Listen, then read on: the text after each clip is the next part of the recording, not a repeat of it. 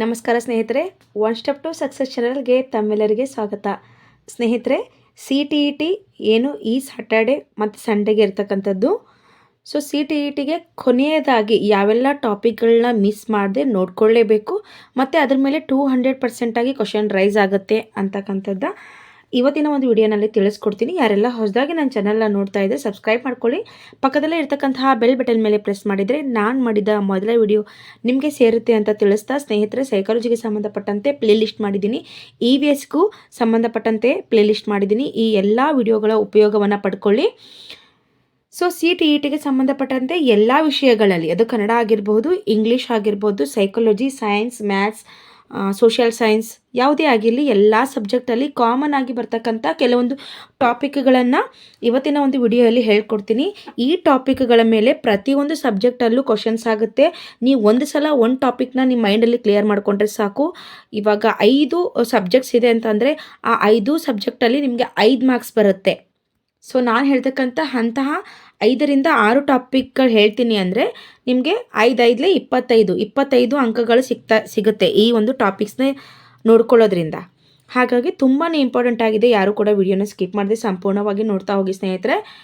ಯಾರೆಲ್ಲ ಈ CTETನ ಬರಿತಾ ಇದ್ದೀರಾ 2026 ಏನು ಫೆಬ್ರವರಿ 7 ಮತ್ತು 8ನೇ ತಾರೀಕು, ನಿಮ್ಮೆಲ್ಲರಿಗೂ ಒಂದು ಸ್ಟಡಿ ಟಿಪ್ಸ್ಗಳನ್ನ ಹೇಳ್ಕೊಡೋದೇ ಆದರೆ ಸ್ನೇಹಿತರೆ, ಇಲ್ಲಿರ್ತಕ್ಕಂತಹ ಏನು ಟಾಪಿಕ್ಸ್ ಇದೆ ತುಂಬ ಇಂಪಾರ್ಟೆಂಟ್ ಆಗಿದೆ ಮತ್ತು ಇವುಗಳ ಮೇಲೆ 100% ಕ್ವಶನ್ಸ್ ಆಗುತ್ತೆ ಮತ್ತು ಪ್ರತಿ ಸಬ್ಜೆಕ್ಟಲ್ಲೂ ಈ ಕ್ವಶನ್ಸು ಇದ್ದೇ ಇರುತ್ತೆ. ಸೊ ಫಸ್ಟು CCE ಬಗ್ಗೆ ನಾವೇನು CCE ಅಂತ ಅಂದರೆ ನಾನು ಆಲ್ರೆಡಿ ಇದರ ಬಗ್ಗೆ ಸಂಪೂರ್ಣವಾದ ತರಗತಿನ ನಿನ್ನೆನೇ ತಾನೇ ನಾನು ತರಗತಿನ ತೊಗೊಂಡಿದ್ದೀನಿ. ಹಾಗಾಗಿ ಯಾರು ಹೊಸದಾಗಿ ನಾನು ನೋಡ್ತಾ ಇದ್ದರೆ CCE ಬಗ್ಗೆ ಕಂಪ್ಲೀಟ್ ಆದ ಮಾಹಿತಿನ ಕಂಟಿನ್ಯೂ ಕಾಂಪ್ರಿಹೆನ್ಸಿವ್ ಇವ್ಯಾಲ್ಯುವೇಷನ್ ಅಂತ ಕರಿತೀವಿ, ಸಮಗ್ರತೆಯ ಒಂದು ಮೌಲ್ಯಮಾಪನ. ಇದ್ರ ಬಗ್ಗೆ ಯಾರಿಗೆ ಗೊತ್ತಿಲ್ವೋ ವಿಡಿಯೋನ ನೋಡ್ಕೋಬಹುದು. 27ನೇ ತರಗತಿ ಇದಾಗಿರುತ್ತೆ. ಹಾಗಾಗಿ ನೋಡ್ಕೊಳ್ಳಿ ಸ್ನೇಹಿತರೆ CCE ಬಗ್ಗೆ. ಇದ್ರ ಮೇಲೆ ಕಂಪಲ್ಸರಿ ಈ ಟಾಪಿಕ್ನ ಮಿಸ್ ಮಾಡಬಾರ್ದು. ಅದಾದಮೇಲೆ NEP ಮೇಲಂತೂ ತುಂಬ ಪ್ರಶ್ನೆಗಳಿರುತ್ತೆ. ಹಾಗಾಗಿ NEP important, CCE important, very very important. ಇದರ ಮೇಲೆ ಯಾವ ರೀತಿ ಪ್ರಶ್ನೆಗಳಾಗುತ್ತೆ ಅಂತ ಸಮಯ ಸಿಕ್ಕರೆ MCQs ಮಾಡ್ತೀನಿ. ಆದರೆ ಆಲ್ರೆಡಿ ಇದ್ರ ಬಗ್ಗೆ ಥಿಯರಿ ಕ್ಲಾಸಸ್ ಮಾಡಿದ್ದೀನಿ, ಹಾಗಾಗಿ ಇದನ್ನು ನೋಡ್ಕೊಳ್ಳಿ. Diagnostic test very important. ಪ್ರತಿ ಒಂದು ಸಬ್ಜೆಕ್ಟಲ್ಲೂ ಕೂಡ ಡಯಾಗ್ನೋಸ್ಟಿಕ್ ಟೆಸ್ಟ್ ಮೇಲೆ ಏನಿರುತ್ತೆ ಅಂದರೆ ನಿಮಗೆ ಪ್ರಶ್ನೆಗಳಿರುತ್ತೆ. ನಾವು ಏನಂತೀವಿ ನೈದಾನಿಕ ಪರೀಕ್ಷೆ ಅಂತ ಕರಿತೀವಿ ಕನ್ನಡದಲ್ಲಿ. ಆಮೇಲೆ ರೆಮಿಡಿಯಲ್ ಕ್ಲಾಸ್, ಇದು ಕೂಡ ತುಂಬ ಇಂಪಾರ್ಟೆಂಟು.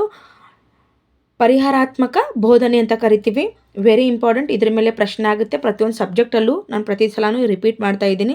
ಪ್ರತಿಯೊಂದು ಸಬ್ಜೆಕ್ಟಲ್ಲೂ ಕೂಡ ಇವೆರಡೂ ಏನಿರುತ್ತೆ, ನಾನು ಹೇಳ್ತಕ್ಕಂಥ 6 ಟಾಪಿಕ್ಗಳು ಪ್ರತಿಯೊಂದು ಸಬ್ಜೆಕ್ಟಲ್ಲೂ ನಿಮಗೆ ಬರುತ್ತೆ. ಹಾಗಾಗಿ ಈ ಪಾಯಿಂಟ್ಸ್ಗಳನ್ನು, ನಾನು ಹೇಳಿದ ಟಾಪಿಕ್ಗಳನ್ನು ಮಿಸ್ ಮಾಡಲೇಬೇಡಿ.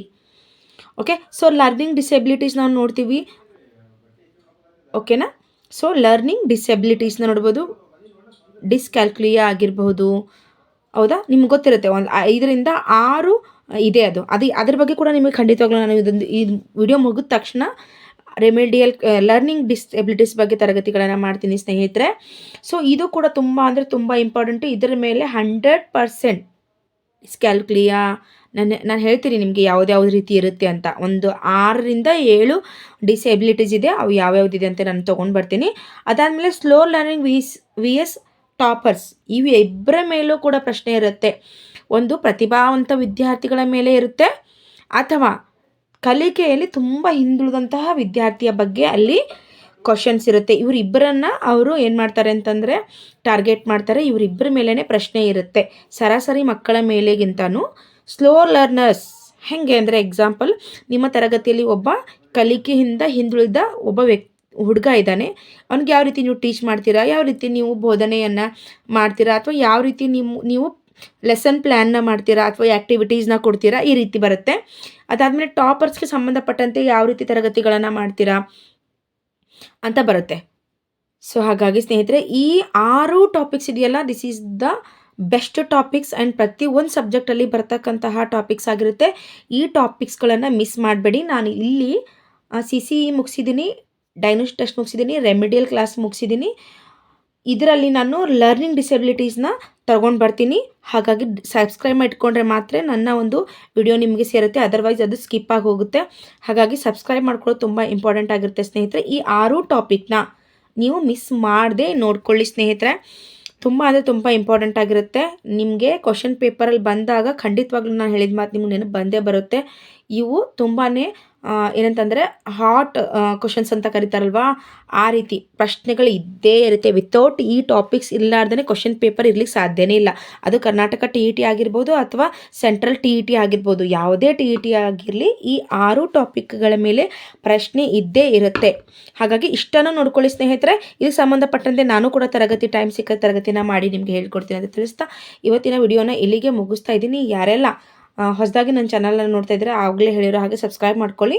ಏನೇ ಡೌಟ್ಸ್ ಇದ್ದರೂ ಕೂಡ ಕಮೆಂಟ್ ಮೂಲಕ ತಿಳಿಸಿ, ಹೈಪ್ ಮಾಡಿ ಪಾಯಿಂಟ್ಸ್ಗಳನ್ನು ಕೊಡಿ. Thank you so much watching this video.